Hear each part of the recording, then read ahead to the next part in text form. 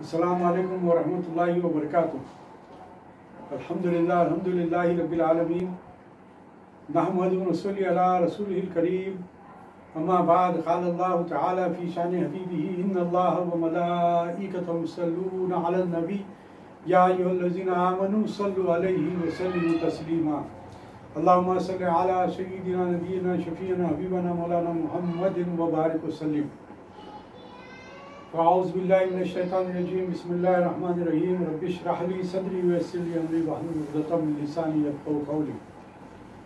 الحمدللہ، اللہ تبارک و تعالیٰ کے فضل و کرم سے آج ہم سورہ بقرہ کی 66ویں آیت کی تلاوت اور پھر اس کے بعد اس کا لفظی ترجمہ اور تفسیر بیان کریں گے۔ دعا فرمائیے کہ اللہ تبارک و تعالیٰ خیر کا معاملہ کرے۔ اللہ تبارک و تعالیٰ اس آیت شریفہ میں ارشاد فرماتا ہے کہ فاعوذ باللہ من الشیطان الرجیم، بسم اللہ الرحمن الرحیم، وَإِذْ قَالَ مُوسَىٰ لِقَوْمِهِ إِنَّ اللَّهَ يَأْمُرُكُمْ أَن تَذْبَحُوا بَقَرَةً قَالُوا وَتَتَّخِذُنَا هُزُوًا قَالَ أَعُوذُ بِاللَّهِ أَنْ أَكُونَ مِنَ الْجَاهِلِينَ۔ صدق اللہ العلی العظیم۔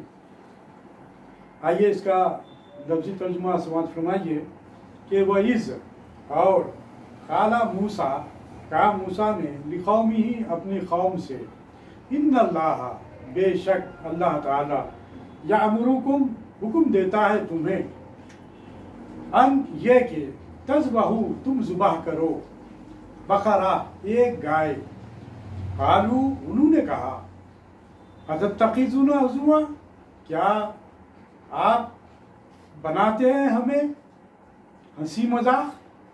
قال موسیٰ نے کہا، اعوذ باللہ میں اللہ کی پناہ میں آتا ہوں، ان اکونا اس بات سے کہ میں ہو جاؤں، من الجاہلین جاہلوں میں سے۔ یہ اس آیت کا لفظی ترجمہ آپ کے سامنے پیش کیا۔ آئیے اس کا ترجمہ اور پھر اس کے بعد ہم تفسیر پیش کریں گے۔ ملاحظہ فرمائیے کہ ترجمہ اس طرح ہے اس آیت کا کہ اور جب موسیٰ نے اپنی قوم سے فرمایا، خدا تمہیں حکم دیتا ہے کہ ایک گائے ذبح کرو، بولے آپ ہمیں مسخرہ بناتے ہیں؟ فرمایا خدا کی پناہ کہ میں جاہلوں میں سے ہوں، کہ میں جاہلوں میں سے نہیں ہوں۔ بولنے کا مطلب یہ کہ میں جاہلوں میں سے نہیں ہوں۔ آئیے یہ دیکھتے ہیں کہ اس آیت کا پچھلی آیتوں سے جو تعلق رہا ہے وہ یہ کہ پچھلی آیتوں میں بنی اسرائیل کی سرکشیاں بیان ہوتی رہی ہیں۔ اس سے پہلے ایک سرکشی مذکور ہو چکی ہے، اب دوسری کا ذکر یہاں پر کیا جا رہا ہے کہ اس سے پہلے بنی اسرائیل کی ہیلا سازیوں کا ذکر تھا، جس سے کہ وہ حرام کو حلال بنانے کی کوشش کرتے تھے۔ جیسا کہ آپ کے سامنے گزشتہ آیت میں بات لکھی گئی کہ وہ گڑھے کھود کر کس طریقے سے مچھلیوں کو اپنے گڑھوں میں جمع کرنے لگے تھے، وہی بات یہاں پر بیان کی گئی۔ اب یہاں پر ان کی کج بحثی اور حجت بازی کا تذکرہ کیا جا رہا ہے۔ تیسرا تعلق اس آیت سے یہ ہے کہ اس سے پہلے ہیلا سازی کے عذاب بیان ہوئے، جس کی وجہ سے جو عذاب ان پر مسلط کیا گیا تھا گزشتہ آیت میں جو بات بیان کی گئی ہے۔ اب یہاں پر جو بات بتلائی جا رہی ہے، اب اس حجت بازی کا نتیجہ بتایا جا رہا ہے۔ جو حجت بنی اسرائیل کے لوگوں نے موسیٰ علیہ السلام سے کی، اس کا نتیجہ یہاں پر پیش کیا جا رہا ہے کہ زیادہ کج بحثی یعنی کہ زیادہ بحث کرنا سختی بڑھاتی ہے۔ چوتھا تعلق اس کا یہ ہے کہ اس سے پہلے بنی اسرائیل کی داؤد علیہ السلام سے مخالفت کا ذکر تھا، جس کے متعلق کہا جا سکتا ہے کہ زمانہ موسیٰ میں موسیٰ علیہ السلام کے دور ہونے کی وجہ سے یہ ہوا۔ اب خود موسیٰ علیہ السلام کے زمانے کا واقعہ کا ذکر کیا جا رہا ہے، جس سے معلوم ہوا کہ یہودی اصل سے ہی سرکشی کرتے رہے ہیں، اصل ہی میں وہ سرکش تھے۔ تفسیر اس کی سماعت فرمائیے کہ وَإِذْ قَالَ موسیٰ، یہاں بھی وہی فعل پوشیدہ ہے، یعنی اے اسرائیلیو وہ واقعہ یاد کرو، اے نبی صلی اللہ علیہ وسلم، یعنی کہ سرکار صلی اللہ علیہ وسلم کو یہ بات اب یہاں پر بتلائی جا رہی ہے کہ ان کو یاد دلاؤ۔ اب جو اس دور میں سرکار صلی اللہ علیہ وسلم کے دربار میں جو یہودی تھے ان کو وہ بات یاد دلاؤ اور وہ واقعہ یہ تھا، کیا یاد دلاؤ؟ وہ واقعہ یہ تھا کہ بنی اسرائیل میں ایک شخص عابیل نامی بڑا مالدار تھا اور لاولد تھا۔ اس کے چچازاد بھائی نے میراث کے لالچ میں اس کو قتل کر کے دوسری بستی کے دروازے پر ڈال دیا، اور صبح کے وقت خود اس کے خون کا مدعی بن کر موسیٰ علیہ السلام کی بارگاہ میں حاضر ہوا اور اس بستی والوں پر خون کا دعویٰ کر کے ان سے خون بہا، یعنی جان کا بدلہ لینا چاہا۔ موسیٰ علیہ السلام نے اس محلے والوں سے پوچھا، انہوں نے صاف انکار کر دیا، اور وہاں کے لوگوں نے درخواست کی کہ آپ دعا فرمائیے کہ اللہ تعالیٰ حقیقت ظاہر فرمائے۔ تو آپ صلی اللہ علیہ وسلم، آپ یعنی کہ آپ موسیٰ علیہ السلام نے دعا فرمائی، تب آپ پر وحی آئی جس کا مضمون آپ نے ان لوگوں کو سنایا، اسی کا یہاں ذکر ہے۔ لقومی، قوم کے لفظی معنی اور اس کے اقسام ہم پہلے بتا چکے ہیں، یعنی بعض قوم سے مراد ہے جنہوں نے دعا کی درخواست کی تھی، نہ کہ سارے بنی اسرائیل۔ یہاں پر جن لوگوں سے جو بات کہی گئی تھی ان لوگوں نے موسیٰ علیہ السلام سے کہا کہ آپ دعا فرمائیے، تو انہوں نے دعا کرنے کے لیے انہوں نے کہا موسیٰ علیہ السلام سے۔ تو یہاں پر جو بات بول رہے ہیں سارے بنی اسرائیل کا اس میں تذکرہ نہیں ہے۔ ان اللہ یامرکم، ظاہر یہ ہے کہ یہ حکم وجوبی تھا، کیونکہ یا تو اس وقت تک قسامت جن کے محلے میں مقتول پایا جائے ان سے 50 قسمیں لینا کہ احکام نہ آئے تھے، ابھی یہ احکام نازل نہیں ہوئے تھے، اور یا آپ نے مصلحتاً قسم نہ لی۔ بہرحال یہ فعل قسامت کا قائم مقام تھا، اور قسامت واجب، لہذا یہ بھی واجب۔ کم میں یا تو وارث یا اس کے اہل قرابت سے خطاب ہے، کیونکہ وہ مدعی تھا اور دعویٰ کا ثبوت اس کے ذمے تھا، یا محلے والے مسلمین سے کیونکہ ان پر شبہ تھا، جس سے بری ہونے کا ثبوت ان کے ذمے تھا، یا دعا کرنے والوں سے یا ساری اس قوم سے۔ ان تذبحوا، یہ ذبح سے بنا ہے جس کے معنی ہے حلقوم اور اس کے اطراف کی رگیں چوڑائی میں کاٹ کر جان نکالنا، ان کو لمبائی میں چیرنے کا نام نہر ہے۔ گائے اور بکری وغیرہ کو ذبح کرنا بہتر ہے، اور اونٹ کو نہر۔ فصلی لربک وانحر، سورہ بقرہ میں یہ آیت شریف پیش کی گئی تھی۔ بقر کے لفظی معنی، اب یہاں پر غور فرمائیے کہ لفظ بقر کے لفظی معنی ہے چیرنا اور پھاڑنا۔ گائے کو اس لیے بقرہ کہتے ہیں کہ اس کا نر کھیتی باڑی کے لیے زمین کو پھاڑتا ہے، اس لیے بڑے عالم کو باخر العلوم کہتے ہیں۔ تو خلاصہ یہ ہے کہ موسیٰ علیہ السلام نے ان سے فرمایا کہ رب کا حکم ہے کہ کوئی گائے ذبح کرے، اس کا پارا گوشت مقتول پر مارے۔ جب اسے ذبح کر دیا جائے گا تو اس کا گوشت لے کر اس مقتول پر جو قتل جس کا کیا گیا ہے اس پر مارے، جس سے وہ زندہ ہو کر اپنے قاتل کا نام بتا دے گا۔ یہاں پر موسیٰ علیہ السلام نے معجزے کا اظہار کیا کہ تم ذبح کرو گائے کو، کاٹ کر اس کا جو گوشت ہے وہ گوشت لے کر مقتول پر جس کا قتل کیا گیا ہے اس پر مارو، تو وہ خود اٹھ کر قاتل کا نام بتا دے گا۔ یہ بات ان کی سمجھ میں نہ آئی، وہ کہنے لگے قالوا اتتخذونا ہزوا، یا تو ان سب نے کہا تھا یا ان میں سے بعض نے۔ ہزوا مصدر ہے جس کے معنی ہے دل لگی اور مذاق کرنا، یہاں اس میں مفعول کے معنی میں ہے، یعنی مسخرہ یا بٹ جیسے۔ فَأَتَّخِذُوهُمْ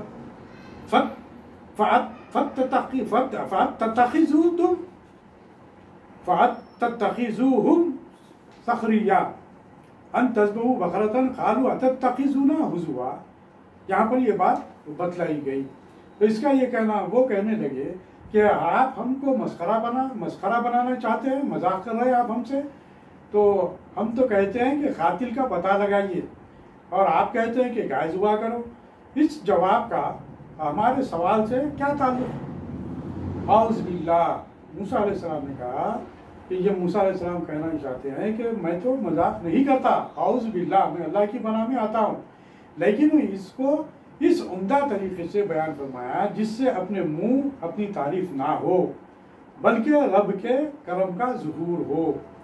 ان اکون من الجاہلین، یعنی بے ربط جواب دینا یا شرعی فیصلے کے وقت مذاق وہ دل لگی کرنا یا کسی کو مسخرہ بنا کر اس کو ذلیل کرنا جاہلوں کا کام ہے، انبیاء کی شان اس سے بالا تر ہے۔ میں رب کی پناہ مانگتا ہوں کہ اس قسم کی حرکت کر کے جہلا کے زمرے میں شامل ہو جاؤں۔ یہ اس کے جو سو تفسیر یہاں پر رکھی گئی ہے۔ یہ اس لیے ضروری تھا کہ اس کے اندر وہ واقعہ بیان کیا گیا جس کا سمجھنا ہمارے لیے ضروری تھا۔ جب تک کہ واقعہ ہمارے سامنے نہ آئے گا اس وقت تک اس آیت کو ترجمہ کے ساتھ صرف نہیں سمجھا جا سکتا تھا۔ آئیے اس کی ہم تفسیر جو خلاصہ اس کا جو بیان کیا گیا ہے وہ یہاں پر بیان کرتے ہیں کہ یہ جو تفسیر میں جو بیان کیا گیا ہے یہ دوسری عدل الحکمی وہ سرکشی اور اس کے نتیجے کا ذکر ہو رہا ہے۔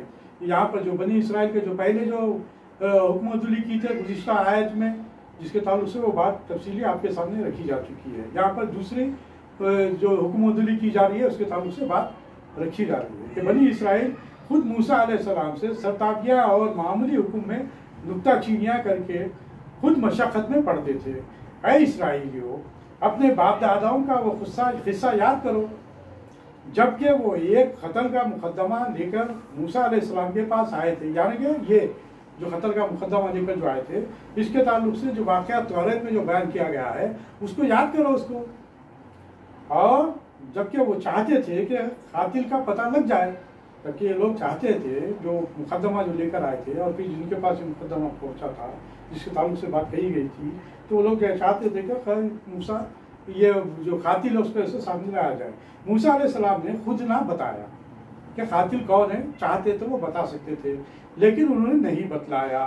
موسیٰ علیہ السلام نے خود یہ نہ بتلایا بلکہ ایک تدبیر پیش کر دی، کیونکہ اگر وہ خود قاتل کا پتہ دیتے تو یہ بے باک قوم ان کی طرفداری کا بہتان دے دیتی، اس لیے آپ نے معجزے سے مقتول کو زندہ فرمانا چاہا تاکہ وہ اپنی زبان سے قاتل کا پتہ دے۔ نیز قصاص کے لیے وارث کا دعویٰ ضروری ہے۔ آپ نے چاہا کہ مقتول خود زندہ ہو کر مدعی بنے تاکہ قاتل سے قصاص لیا جا سکے، چونکہ بیل اور گائے کو زمین کے آباد کرنے اور درختوں کے لیے جوتنے، بونے اور پانی دینے میں بہت دخل ہے، اس لیے یہاں گائے کا انتخاب ہوا۔ اگرچہ یہ بھی ممکن تھا کہ زندہ گائے مقتول کے جسم سے لگا کر اس کو زندہ کر دیا جاتا، مگر یہاں تو عجیب معجزہ دکھانا منظور تھا کہ مردہ گائے مردہ کو زندہ کرے، اس لیے ہونا تو یہ چاہیے تھا کہ یہ لوگ حکم پاتے ہی جیسے موسیٰ علیہ السلام نے جب یہ حکم دیا۔ نبی جب کوئی حکم دیتے ہیں تو امتی کا کام یہ ہوتا ہے کہ نبی جو بات کہہ دے اسے بغیر کسی چوہو چرا کے قبول کر لیں۔ یہ نقطہ ہے آپ لوگوں کے پیش نظر رکھنا چاہیے، یہ ہمارے لیے بھی یہ ایک اہم ترین نقطہ ہے کہ نبی جب کوئی بات کہہ دے تو اسے ہم قبول کر لیں اور اس پر عمل پیرا ہو جائیں۔ لیکن یہ لوگ حکم پاتے ہی کوئی بھی ایک گائے لاتے ہیں اور جو ہے اس کو ذبح کر ڈالتے ہیں اور تعمیل حکم پر جو ہے آپ لوگ یہ لوگ جو ہے اگر عمل کر جاتے تو پھر آگے یہ معاملہ طول نہ پکڑتا، مگر انہوں نے کچ بیسی کر کے خود اپنے پر بہت سی پابندیاں لگا لی، یعنی کہ یہ لوگ موسیٰ علیہ السلام سے بحث کرنے لگے۔ اب دیکھیے کہ گائے کے ذبح کرنے کے لیے بات کہی گئی تو ان لوگوں نے بنی اسرائیل کا جو وتیرہ جو رہا ہے، ان کا جو وصف رہا ہے وہ یہاں پر بیان کیا گیا کہ یہ لوگ ہمیشہ بحث کرتے رہے، مباحثوں میں جو سو پڑے رہے۔ آج بھی وہ قوم مباحثوں میں جو سو پڑی ہوئی ہے۔ بہرحال حالانکہ آپ دوسرا اگر قربانی کا واقعہ ذہن میں لائیں تو آپ کے سامنے وہ قربانی کا واقعہ بھی سامنے آتا ہے کہ حضرت ابراہیم علیہ السلام نے اسماعیل علیہ السلام اپنے فرزند کو کہا کہ اللہ تعالیٰ نے مجھے حکم دیا ہے کہ میں تمہیں ذبح کر دوں، تو دیکھیے کہ وہ فرما بردار فرزند نے کس طرح کہا، بحث نہیں کی اس نے اپنے باپ سے، نبی کا حکم فوری مان لیا اور کہا کہ آپ کو اللہ نے جو حکم دیا ہے اسے کر گزریے، آپ مجھے صابرین میں پائیں گے۔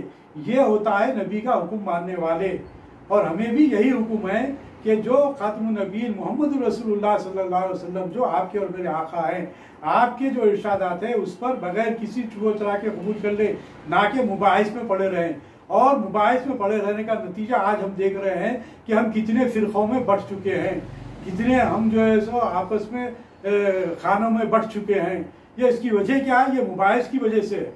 اگر ہم اس بات کو پیش نظر رکھتے کہ سرکار دو علیہ وسلم کی ایک ایک حدیث جو ہمارا ضمیر اس بات کو گوارا کر لیتا ہے، ایسی جو بات ہے جو سرکار علیہ وسلم کی کہی ہوئی جو بات ہے، ہم خود اس کو وہ تمام باتیں نیکی کی طرف رغبت دلاتے ہیں.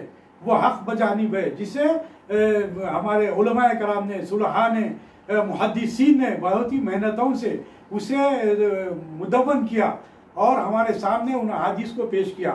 تو ہمارا بھی فریضہ بنتا ہے کہ بحث میں نہ پڑے جہاں تک ہو سکے، اور پھر ہم اپنی کم علمی سے اس مباحث میں نہ پڑے، نہ اس کی طرف کوشش کریں، نہ اس کی طرف ہم محنت کریں کہ یہ کیا ہے وہ کیا ہے، جس کے لیے یہاں پر جو پابندیاں عائد ہو جاتی ہے. جیسے جیسے آپ بحث کرنے چلے جائیں گے آپ کے اندر وہ مسائل پیدا ہوتے چلیں گے، آپ کی سوچ اور فکر بڑھتی چلے جائے گی. اس لیے ہم یہ کہتے ہیں کہ جب کبھی بھی قرآن پڑھیں تو اس وقت سورہ فاتحہ پڑھ کر اللہ تبارک تعالیٰ سے ہدایت کے طالب رہ کر قرآن کو پڑھیں، تاکہ اللہ تبارک تعالیٰ ہمارے قلوب کو منور کرے اور ہمیں صحیح راہ دکھلائے.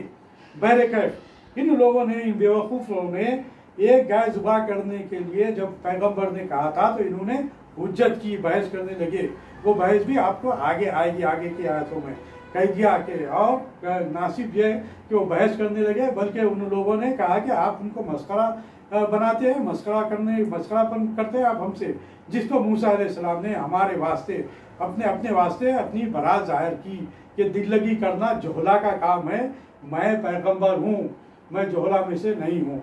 اب یہ دیکھیے کہ جو گائے کا جو قصہ ہے وہ یہاں پر مختصراً آپ کے سامنے رکھتا ہوں میں، تاکہ بات آپ لوگوں کے سامنے آ جائے کہ بنی اسرائیل میں ایک نیک شخص تھا. جو گائے کا جو قصہ ہے وہ بھی آپ کے سامنے رکھتا ہوں، تفسیر میں جو بیان کی گئی ہے اس سے بھی کچھ نکات ہمارے سامنے آتے ہیں، اہم ترین نکات ہمارے سامنے آتے ہیں. وہ ہے کہ بنی اسرائیل میں ایک نیک شخص تھا جس کا ایک چھوٹا سا بیٹا تھا. اس نے ایک بچیا بڑی محبت سے پالی تھی. جب اس کی موت کا وقت قریب آیا تو بچڑی لے کر جنگل میں پہنچا اور دعا کی کہ اے مولا، یہ گائے تیرے سپرد کرتا ہوں، جب میرا بیٹا جوان ہو تو اس کو لے لے، تو جب بیٹا جوان ہو تو اس کو لے لے، یہ تو مر گیا، مگر اس کی گائے جنگل میں اور اس کا بیٹا ماں کے پاس پرورش پاتا رہا. یہ لڑکا نہایت سعادت مند اور فرما بردار تھا. ایک روز اس کی والدہ نے کہا کہ تیرے باپ نے فلاں جنگل میں خدا کے نام پر ایک بچڑی چھوڑی ہے جو کہ اب جوان ہو گئی ہوگی، اس میں فلاں علامتیں ہیں، تو جا اور اس کو پکڑ لا. لڑکا گیا اور ماں کی بتائی ہوئی علامتوں سے اس کو پکڑ دیا. ماں نے کہا اس کو بازار میں لے جا کر 3 اشرفیوں میں فروخت کر دے، مگر جب سودا ہو تو پھر مجھ سے اجازت لے لینا. یہاں پر جو تفسیر آ رہی ہے اس میں ماں کا مقام و مرتبہ بتلایا گیا، تو آپ کے سامنے رکھ رہا ہوں کہ پھر مجھ سے اجازت لے لینا. یہ شخص گائے کو بازار میں لایا. ایک فرشتہ بشکل خریدار آیا، اس نے قیمت پوچھی. لڑکے نے کہا 3 اشرفیاں، مگر والدہ کی اجازت شرط ہے. فرشتہ بولا کہ 6 اشرفیاں لے لے، مگر ماں سے نہ پوچھ. لڑکے نے کہا اگر تم اس کے برابر سونا بھی دو تب بھی ماں سے پوچھے بغیر نہ بیچوں گا. یعنی کہ ماں کی فرما برداری یہاں پر بتلائی جا رہی ہے کہ ماں کے ساتھ کس قدر فرما برداری سے پیش آنا چاہیے. غرض کہ لڑکا اپنی ماں کے پاس آیا تو اسے سارا واقعہ سنایا. ماں نے کہا کہ جا 6 میں بیچ دے، مگر سودا ہونے پر پھر مجھ سے پوچھ لینا. لڑکا بھی بازار میں لایا. وہی فرشتہ پھر ملا اور کہنے لگا 12 اشرفیاں لے لے، مگر ماں سے نہ پوچھ. لڑکا نہ مانا. پھر آ کر اپنی والدہ سے یہ ماجرا سنایا. وہ بڑی عقل مند تھی، ماں بڑی عقل مند تھی. وہ سمجھ گئی کہ شاید یہ کوئی فرشتہ ہے جو تیری آزمائش کے لیے آیا ہے۔ اگر اب ملے تو اس سے پوچھ لینا کہ ہم گائے فروخت کریں یا نہ کریں۔ اس کی ماں نے اب جو بچے کو بات بتلائی ہوئی ہے کہ اب جاؤ جا کے جب پوچھو، جب وہ آ جائے، وہ شخص آ جائے خریدنے کے لیے، تو اس سے پوچھنا کہ یہ گائے کو ہم فروخت کریں یا نہ کریں۔ لڑکے نے یہی کیا۔ فرشتے نے جواب دیا کہ اپنی والدہ سے کہنا کہ ابھی اس کو روکے رہو، عنقریب بنی اسرائیل کو اس کی ضرورت پڑے گی، موسیٰ علیہ السلام اس کو خریدیں گے اور اس سے ایک بڑا معجزہ ظاہر ہوگا۔ جب وہ لوگ خریدنے آئیں تو اس کی قیمت یہ مقرر کرنا کہ اس کی کھال سونے سے بھر دی جائے۔ لڑکا گائے کو گھر لایا اور پھر وہ واقعہ درپیش آیا جس کا یہاں ذکر ہے۔ اس آیت سے چند باتیں جو ہمارے سامنے آتی ہے، جو اہم ترین جو باتیں ہمارے سامنے آتی ہے، جس سے ہمیں جو روشنی حاصل ہوتی ہے، آپ سماعت فرمائیے، دیکھیے کہ یہ بزرگوں کے یہاں پر جو بات بتلائی جا رہی ہے وہ یہ کہ بزرگوں کے فرمان پر اپنی عقلی دوڑ نہ دوڑائیں، بلکہ دلیل مان لے، ورنہ مشکل میں پڑ جائیں گے۔ جو بھی یعنی کہ جو بزرگ جو بات کہتے ہیں اسے مان لے، اسے سن لے، اسی پر اعتماد کرے، ورنہ کہ اس سے اپنے عقل جب دلائیں گے تو اس میں نقصانات کا اندیشہ ہے۔ اور دوسری بات یہ ہے کہ یہاں پر جو بات بتائی کہ اپنے حلال مقصد کے لیے جانوروں کو تکلیف دینا بلکہ ذبح کرنا بھی جائز ہے۔ یعنی کہ ایک بات یہ طے ہے کہ اللہ تبارک و تعالیٰ نے دنیا کی تمام چیزیں ہمارے لیے یعنی کہ انسانوں کے لیے، یعنی کہ اللہ تبارک و تعالیٰ نے اپنے بندوں کے لیے پیدا کی ہیں۔ تو یہ تمام چیزیں جب بندوں کے لیے ہے تو اس سے جب ہم ذبح کرتے ہیں تو یہ انہیں ہم تکلیف نہیں دے رہے ہیں۔ دوسری چیز یہ کہ جو آپ دیکھیے کہ جتنے ذبح ہونے والے جو جانور ہیں، آپ دیکھیے کہ اللہ تبارک و تعالیٰ اس میں برکت دیتا ہے، اور آپ دیکھیے کہ جتنے ذبح ہونے والے جانور ہیں وہ زیادہ سے زیادہ آپ کو دنیا میں ملیں گے۔ اس کی وجہ کیا ہے؟ اللہ تبارک و تعالیٰ نے اس میں برکت رکھی ہے، جو ذبح ہونے والے جانور ہیں، اور جو جانور ذبح نہیں ہوتے ان کی تعداد آپ کو دنیا میں کم نظر آئے گی۔ یہ اللہ تبارک و تعالیٰ کا فضل و کرم ہے، تو اس کے اندر کسی قسم کی کوئی قباحت نہیں ہے۔ اور یہ کہ اصل میں جو بات ہے کہ شریعت میں جو چیز کا حکم دے دیا گیا اس پر پابندی نہ لگانا چاہیے۔ اگر یہ لوگ بھی گائے ذبح کر لیتے تو کام چل جاتا۔ چوتھے یہ کہ بزرگوں سے زیادہ سوالات کرنا بھی خرابی میں ڈال دیتا ہے۔ اور یہ بات بھی ہے کہ احکام الہی میں تبدیلی بھی ہو سکتی ہے۔ اللہ تبارک و تعالیٰ مختلف ادوار میں مختلف احکام نازل کیے ہیں۔ وہ جو چیز جو جہاں پر جو بہتر ہوتا ہے وہ اللہ تبارک و تعالیٰ حکم نازل فرماتا ہے۔ مطلق گائے ذبح کرنے کا یہاں پر ذبح کرنے کا حکم دیا گیا تھا، پھر ان کے سوالات سے وہ گائے خاص کر دی گئی، اس کے اندر بھی وہ جو بات جو واقعہ اوپر جو بیان کیا اس کو ڈھونڈ لانے کی بات کی گئی۔ یہ کہ جو اپنے بال بچوں کو اللہ کے سپرد کر دے تو اللہ اس کی عمدہ پرورش فرماتا ہے۔ یعنی کہ جو اللہ کے سپرد کر دینے کا مطلب یہ ہے کہ جن بچوں کو دین کے لیے جب ہم انہیں وقف کر دیتے ہیں، حافظ بناتے ہیں، عالم بناتے ہیں، یا پھر ان کی جو ایسی تربیت کرتے ہیں کہ اصلی تعلیم کے ساتھ ساتھ دینی تعلیم بھی دی جاتی ہے، تو اس سے اللہ تبارک و تعالیٰ ان کو اور بہتر طریقے سے ان کی پرورش کرتا ہے۔ اور ایک بات یہ ہے کہ جو اپنا مال اللہ کے بھروسے پر اس کی امانت میں دے دے، اللہ اس میں برکت دیتا ہے، جو اوپر واقعہ گزرا ہے۔ ماں باپ کی فرما برداری حق تعالیٰ کو بہت پسند ہے۔ علماء فرماتے ہیں کہ دوسرے نیک اعمال کا بدلہ، یہاں پر یہ ملاحظہ فرمائیے کہ دوسرے نیک اعمال کا بدلہ آخرت میں ملے گا، لیکن والدین کی اطاعت کا بدلہ دنیا و آخرت دونوں جگہ ملتا ہے۔ اور ایک بات یہ ہے کہ رائے خدا میں نفیس مال دینا چاہیے، اور اس میں جو بات بتائی ہے کہ گائے کی قربانی بہت افضل ہے، کیونکہ موسیٰ علیہ السلام نے ان کو گائے کی قربانی کا حکم دیا، نہ کہ کسی دوسری چیز کا۔ اور یہاں پر جو بات بتائی گئی کہ کسی کو مذاق سے پریشان کرنا یا مسائل شرعیہ میں دل لگی کرنا یا مقدمے کے فیصلے کے وقت مذاق کرنا جہالت ہے۔ یعنی کہ جب کوئی بات اہم ترین مسئلہ جب پیش آتا ہے تو اس وقت کوئی مذاق کی بات نہ کرے، جہاں کہیں بھی اہم امور پر گفتگو ہوتی ہے وہاں پر مذاق نہ کیا جائے۔ یہ ہمیں جو درس ملتے ہیں وہ تمام اس میں وہ باتیں آپ کے سامنے رکھ رہا ہوں کہ جہاں پر اہم ترین امور پر گفتگو ہوتی رہتی ہے، بزرگ بات کرتے رہتے ہیں، کیا بات چیت کر رہے تو اس میں سے کسی قسم کا کوئی مذاق کا پہلو آپ نکال لیں اور مذاق کرنے لگے، یہ جو ہے سو نامناسب بات ہوتی ہے۔ یہ درس ہمیں ملتا ہے ان واقعات سے، ان باتوں سے، کہ جب کبھی اہم بات ہو وہاں پر مذاق کی بات نہیں کرنا چاہیے۔ اور انبیاء کرام اس طریقے سے ان معاملات سے ان چیزوں سے ایسو بری ہے اور وہ معصوم ہوتے ہیں، وہ کبھی بھی اس قسم کا مذاق نہیں کرتے۔ پیغمبروں کا فرمان بہرحال ماننا چاہیے، سمجھ میں آئے یا نہ آئے۔ یہاں پر یہی بات بتلائی گئی جو ہم کو بھی یہی حکم ہے کہ جو بات کہی دی گئی اس کو چاہے آپ کے لیے آپ اپنے لیے مناسب سمجھتے ہو یا نہ سمجھتے ہو، آپ کو ماننا ہی ماننا ہے۔ وہ یہاں پر کہ پیغمبر جو حکم دے دیے اس پر عمل کرنا ہمارا فریضہ ہے۔ ان کے فرمانوں کو غلطی یا دل لگی پر محمول کرنا بے ادبوں اور منافقین کا طریقہ ہے۔ اللہ تعالیٰ اپنے پیارے بندوں کی میراث محفوظ رکھتا ہے اور وارثوں کو پہنچا دیتا ہے۔ دیکھو اللہ تعالیٰ کا ایک صالح شخص کا مال زیر دیوار دفن تھا، جو سورہ کہف میں جو واقعہ آیا ہے کہ دیوار گری جاتی تھی، رب تعالیٰ نے اس کی مرمت کے لیے حضرت خضر علیہ السلام کو بھیجا۔ تو یہ جو واقعات ہمارے سامنے آتے ہیں، ان باتوں سے جو بات ہمیں درس ملتا ہے وہ یہی کہ پہلی بات تو یہ کہ جو سرکار صلی اللہ علیہ وسلم کے جو احادیث ہمارے سامنے ہیں اور جو قرآن مجید میں جو احکام ہیں اسے بغیر کسی چلو چلا کے قبول کر لیں، چاہے آپ اسے پسند کریں یا نہ کریں، یا آپ پر بارے گرا گزرتا ہو، تو بھی آپ کے لیے حکم یہ ہے کہ اس پر عمل پیرا ہو جائیں۔